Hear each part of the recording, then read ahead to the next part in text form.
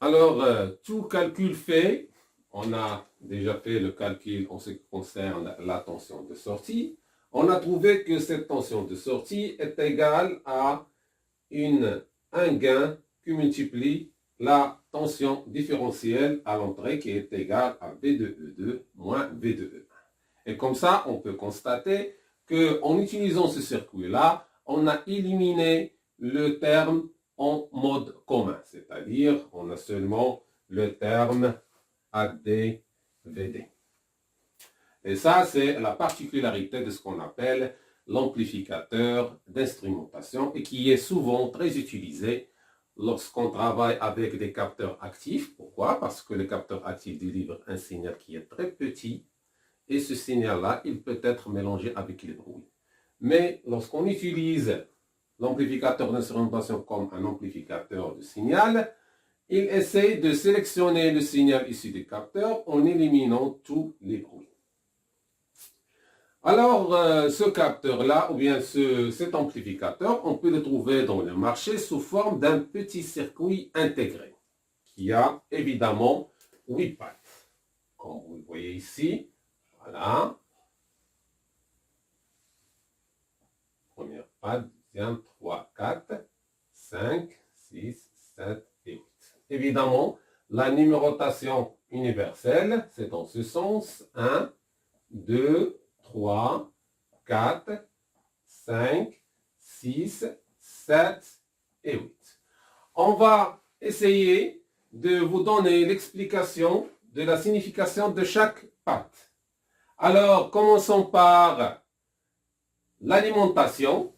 La borne 4, c'est moins VCC. La borne 7, c'est plus VCC. Pourquoi moins VCC plus VCC? Parce qu'on travaille avec des composants actifs comme l'amplificateur opérationnel ici. Ces amplificateurs doivent être alimentés avec plus VCC et moins VCC chacun d'eux.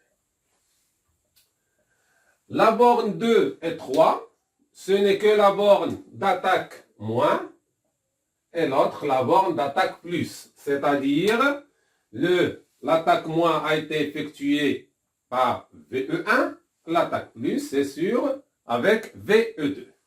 Le 6, c'est la tension de sortie. On va récupérer la tension de sortie au borne 6. Le 5, c'est la référence. C'est-à-dire, lorsqu'on veut calculer la tension de sortie, on va calculer par rapport à 5. Dans la plupart du temps, cette référence-là, elle est liée à la masse. Qu'est-ce qu'il nous reste? Il nous reste seulement la borne 1 et 8. Alors, quelle est la signification de ces bornes 1 et 8? C'est la borne dans laquelle on peut lier ce que j'ai appelé dans le schéma la résistance extérieure. C'est-à-dire, sur le schéma comme vous le voyez ici, cette résistance-là doit être enlevée du schéma et on va avoir deux bornes. Ça, c'est la borne 1. Ça, c'est la borne 2. Et entre les deux bornes, on relie la résistance extérieure. Pourquoi on relie cette résistance-là? Parce qu'on a vu après les calculs que le gain différentiel est les fonctions de la résistance extérieure. Et comme ça, on peut régler cette résistance pour régler le gain convenable qu'on cherche ou bien à partir duquel on veut travailler dans un montage donné. Alors c'est pour cela qu'on branche toujours la résistance extérieure ici, c'est pour régler le gain différentiel.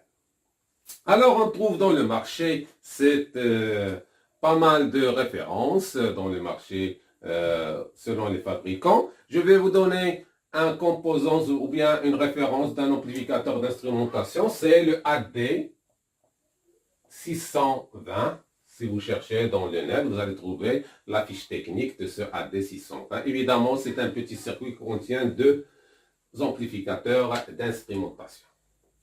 Alors, en ce qui concerne le symbole de l'amplificateur d'instrumentation. On a déjà vu que l'amplificateur opérationnel le symbole de l'amplificateur opérationnel, ce n'est comme ça, un petit triangle comme ça.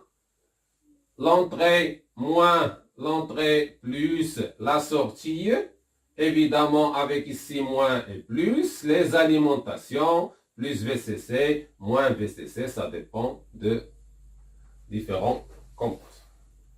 Par contre, l'amplificateur d'instrumentation a le même symbole, mais la différence réside où? Voilà, je vais vous le montrer, il est comme ça. Voilà, donc ça, c'est avec un signe moins, avec un signe plus. Mais qu'est-ce qu'on ajoute? On ajoute la résistance extérieure, un petit symbole d'une résistance. Voilà, comme ça, lié à ce circuit. Alors, c'est ce petit symbole-là de cette résistance qui fait la différence entre l'amplificateur d'instrumentation et l'amplificateur opérationnel. Donc ça, c'est l'amplificateur d'instrumentation, l'amplificateur opérationnel. Alors, comme vous le voyez, si vous avez un schéma électronique et vous voulez savoir est-ce que c'est un ampli opérationnel ou bien d'instrumentation, il suffit de différencier selon le symbole donné ici.